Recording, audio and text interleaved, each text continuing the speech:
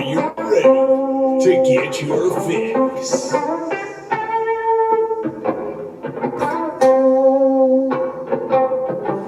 you ready? Are you ready to get your fix? Are you ready? Are you ready to get your fix? Are you ready? Are you ready to get your fix? Are you ready? Are you ready to get your fix? Are you ready? Are you ready to get your fix? Are you ready to get your fix? With the Wicks here on this beautiful Monday, November 29th, 2021. Almost said October there. We are well past October. We're actually over Halloween. Now we're over Thanksgiving. Next up, fucking Christmas. We got some football, I think, getting played then, maybe. We'll have to check on that. And then we also have, obviously, basketball. NBA season is officially underway. Has been for quite some time. That's exciting as well. But hey, we're here to talk some fucking football. We had a shit ton of games being played yesterday on Sunday. 3 games Thursday that we already kind of talked and dived into on Fantasy Football Friday. Win guest host on Fantasy Football Fridays was here, Y4. Now he has officially dropped his, I believe it's his music video for Circles is the song. Go check that out. It's on YouTube, I believe. So that is a banger. Another one from the one and only great one, I guess. But Logan is also pretty great at what he does, his craft, the way he fucking, gets those beats going, gets the songs right, and then he does his own music as well. So those guys are, doing their thing as well as I'm doing my thing. So let's talk NFL football today. We got a lot to get through. So, are you ready to get your fix? Hey, man. The Steelers got fucking stomped yesterday. That was a brutal beatdown that the Pittsburgh Steelers took from their division rivals, the Cincinnati Bengals, going and traveling to Cincy actually to play. I believe it is Paul Brown Stadium. They lost 41-10. At one point it was 41-3, so I'm glad Pittsburgh found some way to get in the end zone, put some points on the board, because it made it a little bit better. That 41-10, that's a brutal beatdown, and I don't know what else to say besides the Steelers might be dead. Okay, the Steelers are not looking good at all. They lose Juju Smith-Schuster for the year. Chase Claypool really hasn't, pulled his stuff together. Pat Freiermuth is doing okay. He's looking like a top tight end in the NFL, or could be a top tight end in the NFL at some point. But I think it goes right back down. I think I'm not the only one screaming this. I think a lot of people are screaming this. Big Ben, I think it might be time, homie. It is not good. It's not good over there for Pittsburgh at all. Big Ben yesterday had 2 interceptions, no touchdowns. Had, I think it was just barely under 200 yards or just barely over 200 yards passing for the day. Didn't look solid at all. That offense is nowhere to be found. All right? Just like that same situation last week when we were talking, I can't really remember about the team, but I remember saying that, hey, they forgot to pack their bags. They forgot they even had a game. Might have been their bye week. I don't know. A lot of players probably thought that. And they come out to play at the Cincinnati Bengals, who, were struggling before their bye. And then come out absolutely firing on all cylinders. Joe Burrow looking like a dude. Joe Mixon absolutely balled out. 165 rushing yards, 2 total touchdowns on the day. Both come from rushing. He did receive a couple passes on the day, but for the most part, he is a stud. And I think it's safe to say that Joe Mixon is a top 10, top 15 running back in the league. Probably top 10 if I had to guess. But he's never talked about. Nobody really talks about Joe Mixon and what he's able to do in that backfield and able to do for the Cincinnati Bengals, including this entire season. That man, he has been a workhorse for the Cincinnati Bengals. 165 yards yesterday, 2 touchdowns. He did it like it was nothing. Running up and down the field like it was just a give me, if you will. But one big factor that led to the Steelers losing yesterday in a big way, in a huge way, was that Bengals defense. That Bengals defense played phenomenal. Put their offense in the right position to score quite a bit of points, 41 to be exact, actually. That's 6 touchdowns basically, or 5 for sure. Then you got a couple field goals, like 2 field goals after that. So they did really, really well. They had 3 sacks defensively, 5 pass deflections, 2 interceptions, and 1 forced fumble. On one of their interceptions, they actually took it back for a touchdown. So if you take that away, I mean, it's still a fucking 34-10 ball game. So it really doesn't make a difference. But the Steelers, offensively, defensively, just could not get anything going at all. Like, they were nowhere to be found. Defensively, they only had 2 sacks. That's it. Only 2 sacks. Barely, I think it was like 1 or 2 pass deflections or something like that. No interceptions, no forced fumbles. Only got to the quarterback 2 times, and they were, I believe they're at the towards the top of the league with sacks this season. And that's just very unfortunate for them. I believe T.J. Watt is now maybe on COVID reserve/injured list. I'm not really sure if he has COVID.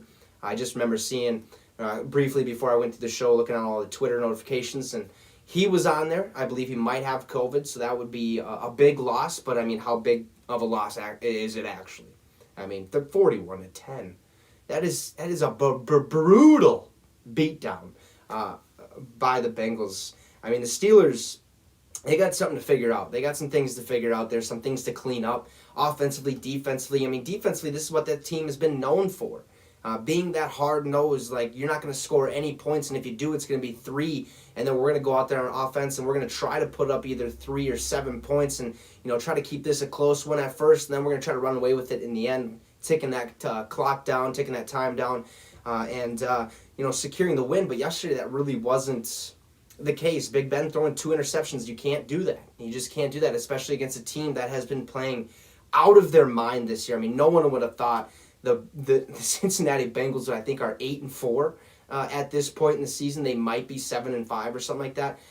But I mean, nobody in their right mind would have said, "Hey, Cincinnati, top of their division, first or second in their division, they're going to roll. They're going to get a lot of wins against big time teams, and it's just that's how it's going to roll, man." No, nobody would have thought. I didn't even think that. I mean, week 1. Cincinnati plays Minnesota Vikings. I'm like, oh, this should be a give me. Like, Minnesota Vikings should go out there, start the season off 1-0, momentum on our side, rolling, and then we go out there and Greg Joseph missed a fucking field goal. That was absolutely brutal, but hey, that started the Cincinnati's fucking streak of winning games and going out there and playing hard-nosed football, playing really, really good football with Joe Burrow, Jamar Chase balling out early on, Joe Mixon being a workhorse in that backfield, and their defense coming out of nowhere. Like, literally coming out of nowhere, playing phenomenal football, and really putting their offense in the right position to succeed, and putting their team in the right position to succeed going forward. Right now, they're really close. If they're not in the playoffs already, like if the season were to end today, I think if they're not right there, they're literally, the first one in the hunt, where if they win, that 6th or 7th seed loses, the Bengals are right there in the playoffs. I haven't really gotten checked, but I think they might be in there as the 7th seed, if I'm not mistaken. I know the Chargers lost, and they were the previous 7th seed, so it'll be interesting to see how the Cincinnati Bengals season kind of plays out the rest of the year, because, we could be seeing a team go, if they are 7-5, for instance, they could all of a sudden end up, 7-10. They could lose the next 5 games. I don't think that's going to happen. That's the worst case scenario. Obviously, best case scenario, they go out there and they finish, 12-5. So that'd be pretty solid for the Cincinnati Bengals, especially after the last couple seasons, the last maybe decade or so of bad, just overall bad football from the Cincinnati Bengals. But now they are finding their niche, finding ways to win in incredible ways, I mean, to say the least. 41-10 over the Steelers. Something's going on in Pittsburgh, and we could very well be witnessing the first time in Mike Tomlin's head coaching career for the Pittsburgh Steelers that he has a record under 500. That would be mind-blowing. I mean, we all go back to that thing he said last year. He was talking to Chase Young. he said, hey, I'm never going to be as bad, or I'm never going to have a record bad enough to get a guy like you, because I'm just like, we don't lose over here in Pittsburgh, playing simple. And now it's like, well, it's flip-flop now. I mean, you're not doing so hot at all over there in Pittsburgh. I believe they are now standing, or it might be the last seed in their division. The Browns did lose to the Ravens, which we'll get to towards the end of the show. But man, Pittsburgh's struggling offensively, defensively, just all around. There's something not right there, and it might all go back to Mr. Big Ben Roethlisberger. So our next game we got to talk about is a major win for two pretty solid teams, I guess, that played yesterday, but it's a major win for one of those teams. The Tampa Bay Buccaneers come back in that second half and make, just have a really good finish. Found a way to win somehow. I mean, they were down 24-14 at half. They ended up beating the Colts 38-31. They scored 24 points in that second half, so it kind of, the storyline was kind of flip-flopped there for the Bucs over the Colts. I had the Colts winning this game. Okay, I just, after last week watching them just shit all over, the Buffalo Bills 41-15 or whatever it was, like, I just had a feeling, especially with Hard Knocks coming out and everything looking on the good side, I should say. I just had a feeling, Colts are going to win this one somehow. So I'm already towards the Colts side of the field, and I was like, okay, Colts got this one. But one man decided to say, you know what? Fuck all of that noise. Okay, you guys got this documentary of your in-season, old corral over there. You got your own little documentary. Well, guess what? Mine's fucking better, called Man in the Arena. It's about my 10 Super Bowl appearances. I'm just not going to sit here and allow you guys to come over here, kick my ass, and then walk away. How you doing? Keep it moving. Not in my league. That man was Tom Brady yesterday. Absolutely phenomenal playing yesterday. Did awesome. But not only did Tom Brady do okay, he struggled a little bit here and there, all right? But it's Tom Brady. What are you going to expect? At least he got the dub, right? And you just W. That's what you need. But Leonard Fournette balled out. Okay, had 4 total touchdowns. That's why I emphasized that 4 on his name, at Leonard Fournette. Lenny got 4. Yesterday had 100 rushing yards, had 3 touchdowns rushing, and he also had 31 yards receiving. Had a touchdown also on that one. He should have went down on his last touchdown. The hole was, fucking humongous for him to run through. He just went up there and kind of just ran the ball, and good situational football, good how do you want to say it, intelligence, or the intellectual kind of football that he would want to do. He'd probably want to go down and slide, not pull a Todd Gurley. That almost happened, but it didn't ultimately. It resulted in a 38-31 victory, but Leonard Fournette absolutely balled out, as well as Rob Gronkowski. Gronk is back, okay? I mean, he was out for most of the season with, some injury problems, but, he got going last night at 7 catches, 123 yards. Where the Colts, I was watching this game from start to finish, and look, the first half was awesome. Colts looked phenomenal, played absolutely amazing, okay, did awesome. Carson Wentz balled out, was looking like a god back there at quarterback, putting these balls in the only place that a receiver could get it. No defender was going to touch it, just making these throws left and right, looking like the guy of the future, a franchise quarterback, not being the typical maniac that he is on the football field, trying to make plays happen and stuff like that and causing chaos.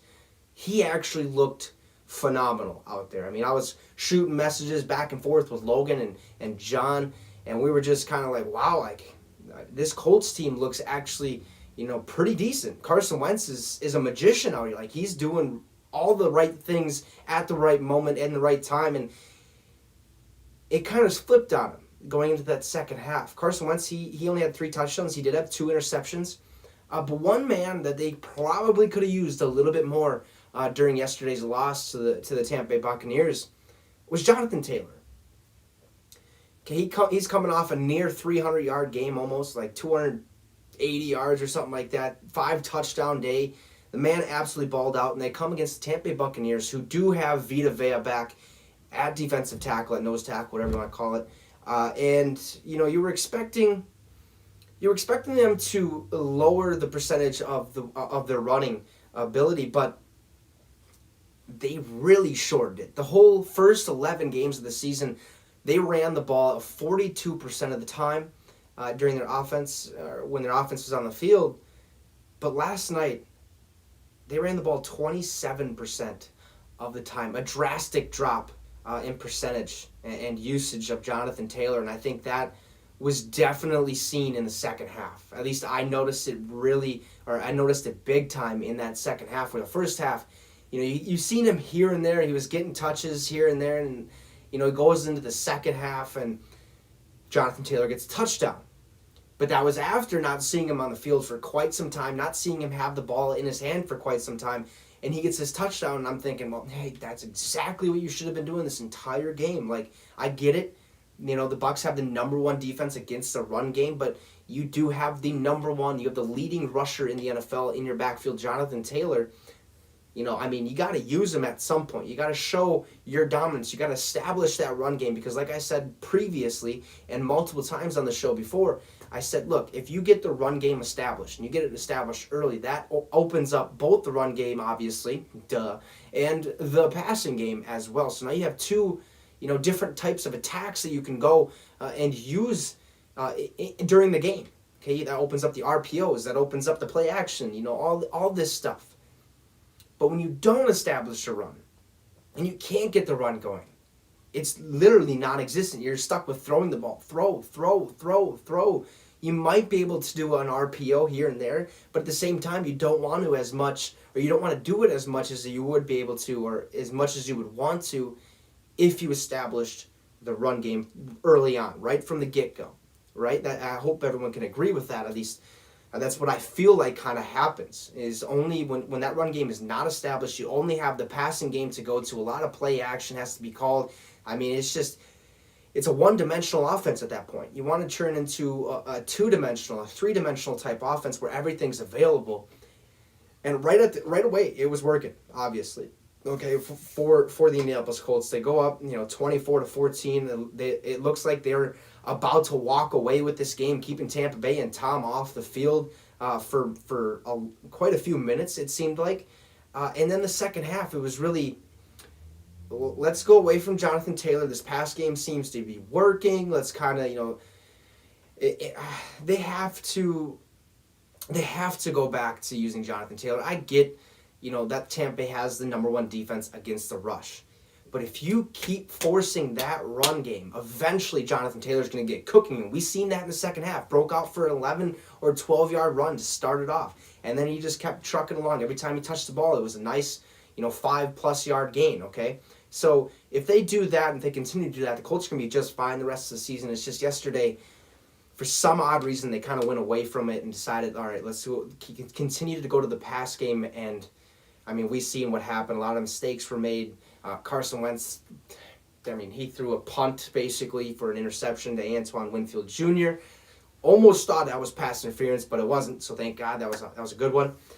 But they got to figure out that run game a little bit more. Obviously, they have it figured out. Jonathan Taylor, 83 yards and a touchdown yesterday, but they got to get that going, and they got to figure out a way to, and once they, what are you going to do in the playoffs? Like, what are you going to do against a team that can stop the run again? What if you meet up with Tampa Bay in the Super Bowl potentially and stuff like that? It's like, you got to figure that stuff out. You got to establish that run game right off the get-go and then work that pass in there. And if the pass is doing, or succeeding a little bit more in the run game, you can slow the run game down a little bit, but keep pressure on that defensive 4 so that they don't, get complacent with just the pass game and stuff like that. But it was just playing out a dogfight all the way till the end of the game. 38-31, Colts had a chance to win it, ultimately could not capitalize. So Tampa Bay and Tom Brady walk away victorious in that one while they were playing at Lucas Oil Stadium, home of the Indianapolis Colts. Let's shift gears now to a team that went out and made a splash in free agency not too long ago. They lose their quarterback, Sam Darnold. P.J. Walker steps up. He's doing okay. We need something. We need a little spunk, a little bit of jazz. Get this thing going a little bit. They bring in Cam Newton. Signs that one-year contract. Scores that touchdown. Rips off the sound. I'm back. On the bench.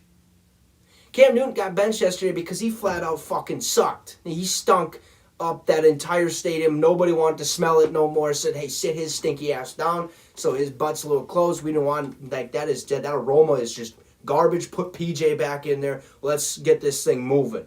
They get absolutely demolished by the Miami Dolphins, a bad football team. A team, though, that is on a 4-game win streak, I believe. So they are starting to find their heat, starting to find, what works, what doesn't, and they're cooking. But they got beat by the Miami Dolphins 33-10. But the reason I say Cam Newton fucking sucks and stinks and needs to sit down a little bit is because yesterday, Cam Newton could not play quarterback. Like he looked like a 4th-string quarterback coming in for everyone who just got hurt. Probably the kicker, probably the placeholders. Like, I don't know what I'm doing out here. Okay, he went 5 for 21 passing. Got benched before half. Had 93 or 92 total yards. 2 interceptions. And the rest is kind of history. P.J. Walker comes in, no touchdowns, throws the interception as well. So I think it might be a little bit of a blame. You can put the blame on that play calling for offensively, but at the same time, you got to make right decisions. You can throw the ball away. You can find the open receiver, stuff like that. Cam Newton fucking sucked yesterday. It was a brutal beatdown for him and for the Carolina Panthers. He's back now on the bench. I believe he's going to end up starting again, though, next week. I mean, it was just one of those games. He was off. He'd probably be the first to tell you that he sucked. I mean, that's every quarterback's, saying after they just completely lay an egg. Hey, I'd be the first guy to tell you before we get to any of these questions that I sucked today. I know I got to do better. There's just, it's just a brutal one today. I'll come back and I'll be better. Well, let's hope. Let's pray because, oh my goodness, that was 5 for 21, Cam. It ruffles my feathers. Like, I don't know how the hell that happens when you're a quarterback in the NFL, the men's league, basically. And you just, five completions out of 21, God, that's a high school quarterback. What is going on here? That is absolute mumbo-jumbo. Go out there and pray to the gods that I might complete a pass today. It's basically what he was going out there and doing. Last year, we got to see a lot of his run game for the New England Patriots. Had 10 rushing touchdowns, 9 passing touchdowns. So, his mantra is, I'm going to run the ball first, pass second. I'm not going to, say the words, but you guys kind of get my drift. It's just like, figure your shit out, dude. Like, did you take too long of a breather after you got released? Because Mac Jones, beat you out for that starting quarterback job, and he's fucking, the Patriots, they're a force. They're a force to be reckoned with. We'll get to them here in a bit. But Cam Newton sucked, okay? And it doesn't help that Christian McCaffrey was really non-existent. He actually did injure his ankle in that game. He is going to be out for the rest of the season. It's very, very unfortunate. He seemed to have caught the injury bug for the past 2 seasons now. Just very, very unfortunate for a guy who's incredible in both the pass game and in the run game. If he were able to stay 100% healthy all the time, he'd arguably be one of the best running backs to ever play the game. That's just what I would think would happen, especially, 1,000 rushing yards, 1,000 receiving yards just a couple of years ago. The man is ridiculous, absolutely ridiculous. He got hurt. He was non-existent in that game. The whole Carolina offense was gone. Like, they weren't there. Dolphins played some pretty good football for the most part. Sloppy offense here and there, but they found a way to win. Okay, it wasn't the prettiest, but they found a way to take Cam Newton and say, "Hey, bud, it's okay. We'll teach you how to play quarterback here in a different time, but for right now, it's not your time. Just take a seat, take a breather. We'll get him next time, basically." So Cam Newton stunk it up yesterday. That was pretty pretty brutal there, but another brutal one was the Minnesota Vikings. For some odd reason, we just couldn't get anything going after that third quarter. Neither of us could, the 49ers that being and us. Nothing was flowing offensively. Defensively, Dalvin Cook ended up getting hurt. And that was very unfortunate. He does officially have a torn labrum. He also dislocated his shoulder on that play. Now, he's already been dealing with a torn labrum on the other side, so the other side is now torn. So 2 torn labrums. The guy is just, fucking going out there hauling the whole goddamn Vikings team out there.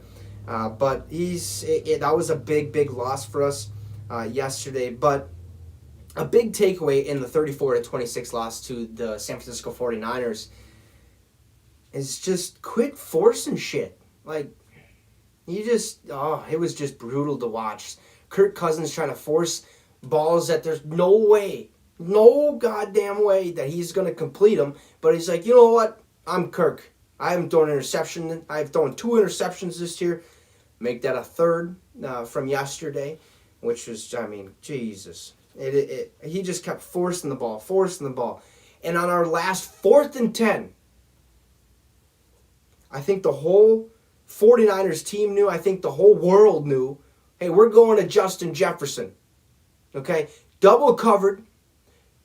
Beats whoever, I think it was Josh Norman. He beats Josh Norman in his route, and Kirk just slings the ball. Just fucking way over his head. Kind of should have let him out here a little bit, but it was just way too fucking far. And the Vikes, we lose, unfortunately. Again, couldn't capitalize on a 2-point conversion because Kirk Cousins wants to go to Justin Jefferson again in the back of the end zone when Jarius Wright was wide open. Oh, I was sitting there with, one of my good buddies, Logan. Not the one on the show on Fantasy Football Fridays, but I'm sitting there, and we're going for 2. And I'm just sitting, I'm all right, I'm thinking, I'm okay.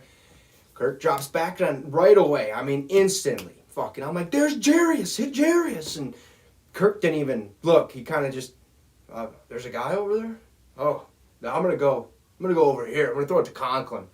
Throws it, another, way over his hands, incomplete. Don't get the 2-point conversion. That sets us up just phenomenally because, who would have thunk that Robbie Gould was going to miss a fucking extra point and maybe a field goal? Just a lot of things just did not go the Minnesota Vikings' way yesterday. It's unfortunate, but I don't think we're dead just yet. Okay, we're obviously still in the playoffs as the 7th seed. Hey, that's something to be happy of. We're dreaming of a championship over here. One day, hopefully before, I leave this beautiful earth. That would be fantastic. I would be absolutely, jacked up about a Minnesota Vikings Super Bowl victory. But, at least I got Tom for now. He's keeping me alive. He's keeping me from going insane. So that is awesome in that type of thing. But we just got to quit forcing stuff. Our offense, the whole year was kind of nonchalant. We're going to go out, we're going to score right away, we're going to take a 7-0 lead, and then we're going to kind of maybe figure it out. Maybe 3rd and 16, fuck it, let's halfback screen. Okay, no, that ain't going to work, obviously. We started shifting gears a little bit, starting making those deeper throws, getting those third and 16s to maybe a 4th and inches or maybe a 1st and 10. And then yesterday, it seemed like we thought we were better than what we actually are. If you kind of catch my drift. Coming off a huge win against the Green Bay Packers, a division game, one in U.S. Bank Stadium, a home one. And it's like, okay, now we're on top of the world. We just beat the number 2 team in all of the NFL. Right here, right now, we are top dogs. Who can beat us? We're a playoff team. We should be very well so, but it just nothing kind of went our way yesterday. Both defenses played phenomenal football for the most part. There's some things to clean up, obviously. For one big takeaway, and I understand this, but at the same time, it just drives me nuts. Every time Harrison Smith or Eric Kendricks or Anthony Barr, or basically their whole fucking defense, goes and tries to tackle somebody, the first thing they go for, instead of just take out the legs, hit him on the ground is, let's go get the football. Let's go try to strip the ball. And then you're carrying them fucking 4 yards towards the first down, and then you give him you just give it to him. Fucking go out there, lay him on his ass, and move on. Like, it's just so ridiculous. It's just hard to watch. Like, just tackle the dude. Like, I mean, you're called the hit man for a reason. You're not called the strip man. Okay, I understand, you want takeaways. You win the takeover battle, you're going to win the game. Okay, well, guess what? Every time you went and tried to make a tackle and you went straight for the football and tried yanking it out like it was fucking, a door got stuck or got locked or something, you never get it out of there. Ever. Enough is enough. Make the tackle. Set them down so we don't have what was a 3rd and 7, which could be what could be a 3rd and 7 now is a 3rd and 2, basically, is what I'm trying to say. It's like, just tackle the dude. Go out there, knock his teeth in, and just say, all right, maybe, if you hit him hard enough, he's going to fumble, okay? He's just going to, oh, whoops. And just pick it off, maybe. That'd be also pretty good. But just go out there and just tackle the dude instead of just going straight for the ball. You guys make contact, your hands are on the ball, trying to rip it out. Haven't seen it the whole year. All right, enough is enough. Quit forcing stuff. Quit making strip tackles that gives the offense an extra 3-4 yards on every goddamn tackle. Like, let's figure this out. Let's play fundamentally sound football. Take out the legs, because you can't run without them. All right, that's one saying my grandpa always told me. He said, hey, he's like, just take him out at the legs, because he can't run without his legs, right? And he's not wrong, obviously. So just go down and hit him in the legs, take him out. No injuries, hopefully. Like, I don't want any of that to happen. But just wrap up. Okay? Stop going for the football. Vikings lose a tough one. Deebo Samuel balled out at 66 rushing yards, 2 touchdowns. He seemed to be unstoppable at some points. But we figured it out for the most part, losing to the 49ers 34-26. Now we're going to go on to next week to play the Detroit Lions and then the Pittsburgh Steelers on Thursday. And then we move forward, I believe, to the Bears, and then the Rams, Packers, Bears. So that's the rest of the Vikings season. So hopefully things kind of start, working themselves out a little bit so we have a better record at the end of the year. Hopefully make the playoffs. But now let's talk about a team that I kind of mentioned earlier. The New England Patriots are an absolute force of nature to be reckoned with in the NFL. Who would have thought they were going to do what they have done this season? It is incredible. They had that quarterback battle to start the season, Mac Jones, Cam Newton. Who's going to be the guy? I said Mac Jones is going to start week 4 or week 5, I believe. Take over the reins, let Cam kind of teach him the way a little bit, teach him the Patriot way. Wasn't the case. Mac Jones is named the starting quarterback for the New England Patriots early on, before preseason even took place. Cam Newton's released. That was a shocker.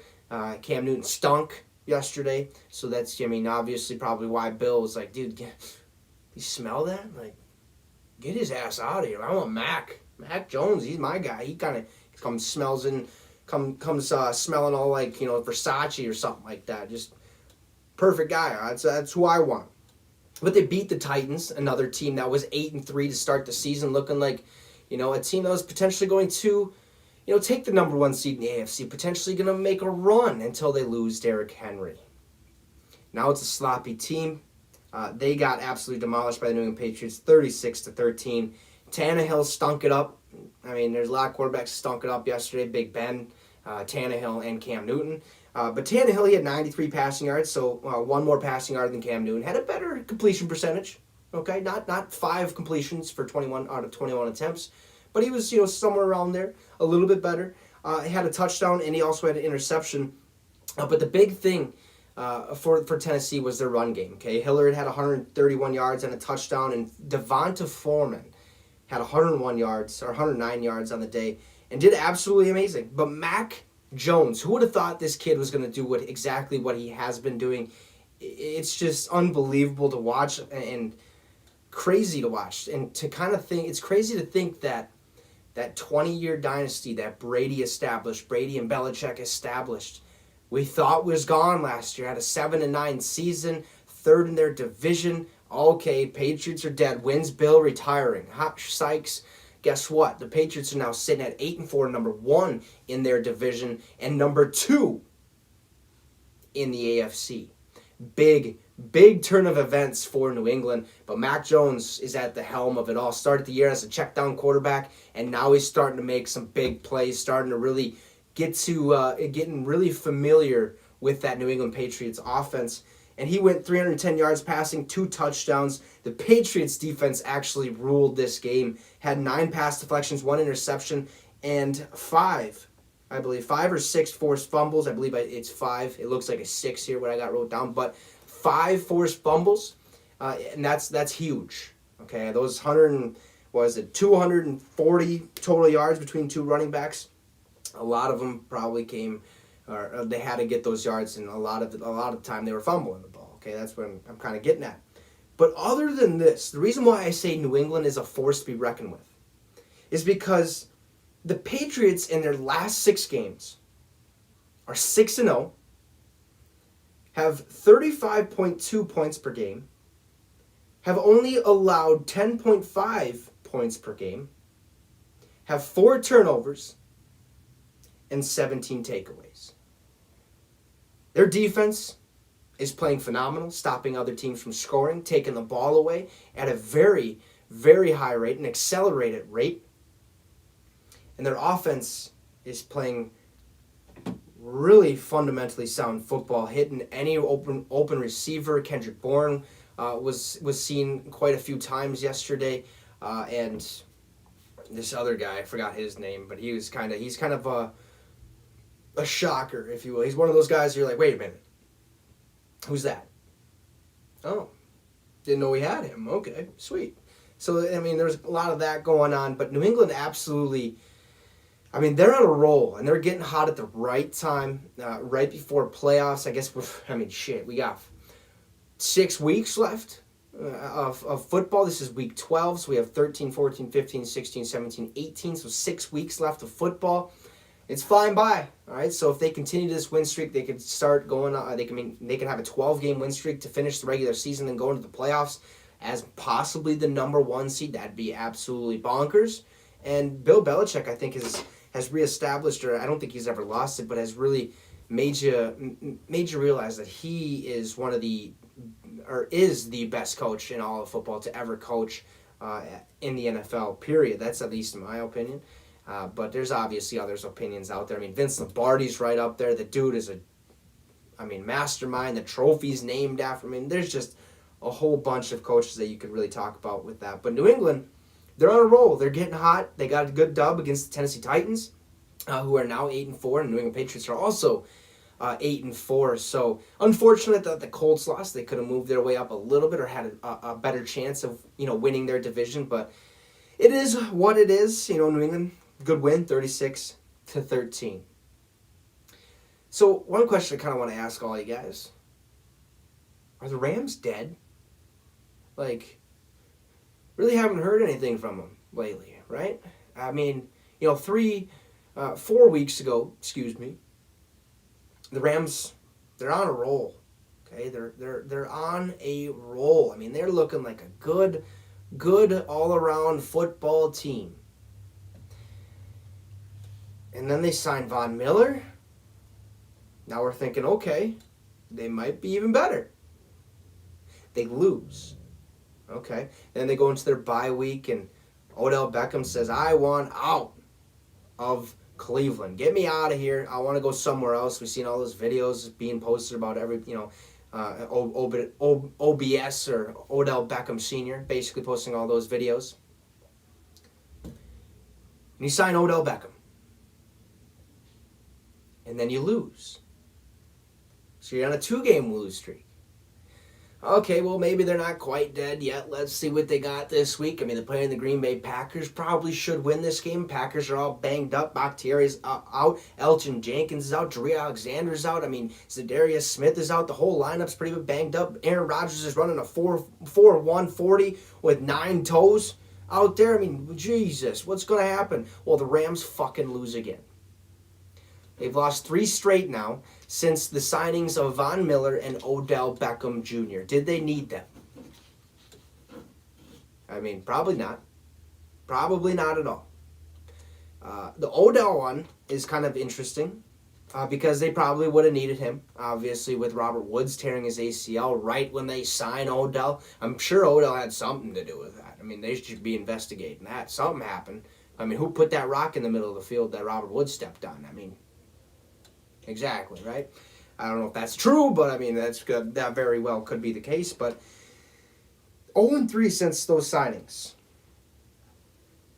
Last night they lose 36-28 to the Green Bay Packers, but they did make a push at the end, and I think that has to do with a lot of the injuries to that Green Bay Packers organization at this time.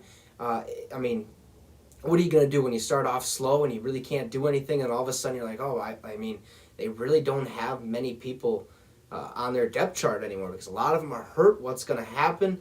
And they start making a push, and ultimately the push just wasn't enough. Had a chance at the end. But Stafford played pretty solid ball, I think, for the most part. Had 302 yards, 3 touchdowns, 1 interception. And then Odell Beckham, the guy who hasn't scored in however many games, really is non-existent or was non-existent for the Cleveland Browns offense at all at any point in the season, last year and this year. But he fucking got in the end zone this time. Logan was like, what's Odell? Where's Odell? He seems to be non-existent. We were talking back and forth. And then I was like, hey, by the way, Odell just scored. And he was like, wait, what? What year is it? 2021. I mean, Odell got in the end zone finally. He had 83 yards and a touchdown yesterday. Didn't do terrible. Had a few drops here and there that definitely could have helped his stat line, but he also I think he had some type of, I mean, it looks like he was dealing with some type of hamstring or groin, not really an injury, but he was hurt. Something just wasn't right, basically, medically, in his leg. Something was just off, but he went out there, did his thing, and maybe he, faked the injury, like, oh, shit, I missed the ball. Oh, my leg. I can't, coach, I couldn't run that fast. Couldn't catch up to it, so, it's just how the cookie crumbles, but he did all right, 83 yards and a touchdown, 81 yards and a touchdown, but Aaron Rodgers is a magician. He's not going to win MVP, obviously, because of the whole COVID situation, him not being vaxxed. Who gives a shit? All right, that is my little spiel on that. It shouldn't matter if you're vaxxed or not. Do what you want. It's your body. It's your say, basically, is how I look at it. But Rodgers balled out. 307 yards, 2 touchdowns, no picks. Looking like the MVP quarterback that we've seen from last year. He's only had 5 interceptions, I believe, this season, so he's looking really, really solid. As of right now, the Packers defense played phenomenal in that game. Probably a big reason why they won that one. 8 pass deflections, 1 interception, which was returned for a touchdown, and also had 1 forced fumble. So a lot of those passes that Matthew Stafford tried making, obviously just didn't get completed because a lot of bat downs and stuff like that. So big game from the Packers defense, and the Packers are bounce back big after losing to the Minnesota Vikings last week in a rough one, 34-31. But found a way to get the dub ultimately against the Los Angeles Rams at SoFi, at Lambeau. So that's fun. I can't wait. I'm going Lambeau. If you haven't already, we talked about that last Friday. Me, Y4, and Logan, the guest host of Fantasy Football Friday. We're all going to Lambeau. Get to watch the Vikes take on the Green Bay Packers in a cold ass weather game, January 2nd. So that'll be awesome. It'll be cold. It'll be fucking. I can't wait to see that stadium. I'm so pumped. You have no idea. But it's kind of it's interesting. Like, are the Rams really dead? 0-3 since signing Von Miller and OBJ, really not looking up at all. Like, nothing's trending upwards for them at this moment in time. Everything's kind of trending downwards. So we'll kind of see and see where things kind of end up for the Los Angeles Rams at this point in time. But that was a tough one. That was a tough loss for Los Angeles. But that also makes me believe that we're going to beat the Rams. Week 18, 17, 16. Week 16, all right, Rams, we're coming for you. All right, we already beat Green Bay once. Who says we can't beat you guys, huh? All right, let's just keep it at that. Rams lose one. It's the Green Bay Packers. Good one for Aaron Rodgers and his 9 toes. Lastly, we had Sunday Night Football take place yesterday, and before all that games, obviously we had the Falcons beating the Jacksonville Jaguars. We had the Giants beating Philly somehow. Don't know how that happened. That was a very Like, okay, that just happened type game. And then, what was the other game? Jets. The Jets beat the Houston Texans.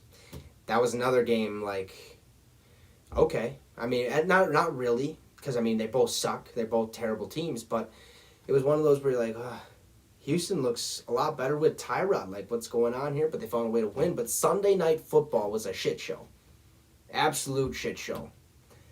The Baltimore Ravens took on the Cleveland Browns and ultimately ended up beating them 16-10 to keep the number 1 seed in the AFC. Currently, they are currently threatened by the New England Patriots, maybe the Tennessee Titans, who have been up there for at least 1 week. Now they're starting to lose some games.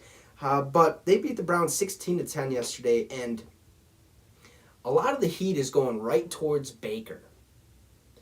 Like, Baker this, Baker that. Baker needs to, stuff like that. Baker did okay. Like, I don't think this game was Baker's fault necessarily. 247 passing yards, 1 touchdown. Jarvis Landry finally was somewhere to be found. They found him on the football field, had 111 yards, no touchdowns, but I mean, he balled out, did his thing. But Baker did okay. Now, on the opposite side of things, Lamar Jackson struggled big time. 3 interceptions in the first half, 4 total interceptions throughout the whole game, 165 passing yards, and 1 touchdown. Really did not look that solid at all. If Lamar cleans up those mistakes, doesn't have those interceptions, the Ravens piss all over the Cleveland Browns, and we're not even talking about that. Like, we are saying, wow, the Browns are really, they're the Browns. Like, I took the Browns to the Super Bowl last night, and, they flushed down. So it's kind of how you want to look at it right there. But not the case. It was a very, very sloppy game. A lot of interceptions, fumbles, muffed punts, muffed kicks. I mean, back and forth. What the hell is going on this entire game? Like, at one point, you think, okay, Baltimore's finally going to run away with this. And then at one point, you're like, oh, okay, Cleveland's finally going to, make a push here. And Nick Chubb and Kareem Hunt really were nowhere to be found. Like, they did not do that well last night at all. Like, neither team offensively did what they were supposed to. Neither of them did their job. And it was just very unfortunate to watch. It was a huge, huge defensive game, obviously, with the interceptions, the forced fumbles, the muff punts, the muff kicks. I mean, it was bad football last night. It was a very, very bad football game. But, what else do you want? It is a division battle against 2 teams who are trying to be, or are 2 teams that are, trending up and with record-wise and looking really solid as of late. And Cleveland's finally, they made the playoffs last year. They're finally relevant. I mean, what's cooking here? Good looking, you know what I'm saying? No, but it was a sloppy game. 16-10 ultimately. Ravens found a way to win, keep that number 1 seed in the AFC. Don't think it was Baker's fault last night. I just think it was entirely the whole team's fault.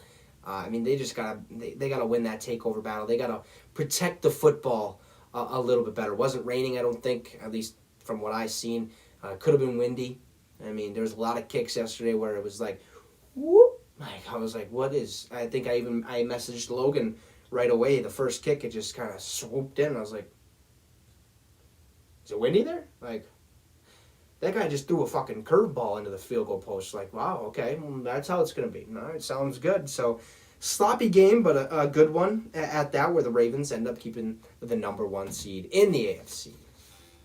So finally, let's get to tonight's game, Monday Night Football. We're going to preview it. It's the Seattle Seahawks taking on the Washington Football Team. Now, if you don't know what WFT stands for, it stands for Washington Football Team, okay? Just, it is what it is. But I hope a lot of you got that. But this is going to be an interesting game, to say the least. You got the Seattle Seahawks, who are sitting at, 3-7? I'm going to go look here quick. I think the Seattle Seahawks are 3-7.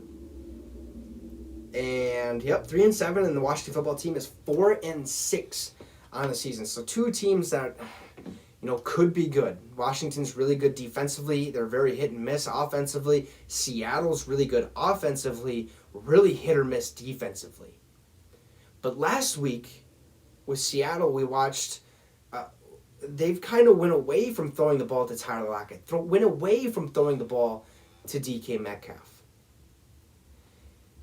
I think they go back to that, but I ultimately think they end up going away from it after half.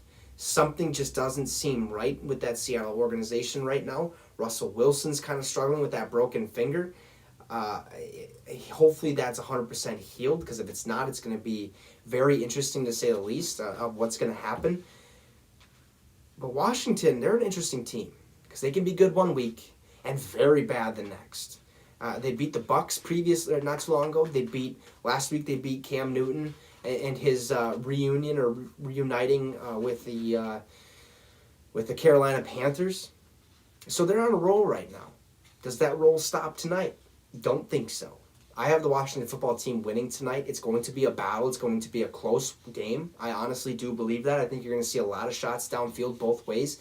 I mean, Taylor Heineke to Terry McLaurin is going to be a very real matchup, or a very real, thing happening. I do honestly believe, like I said earlier, Russell Wilson's going to throw the ball to either Tyler Lockett or DK Metcalf. You're going to see a bunch of big throws right away, but I think ultimately they're going to move away from that during the second half of the game, where they're going to kind of rely on that run game, rely on taking time off the clock, and I think that's going to bite them in the ass ultimately at the end, where Washington will walk away victorious. It's going to be a banger. It's going to be a close one.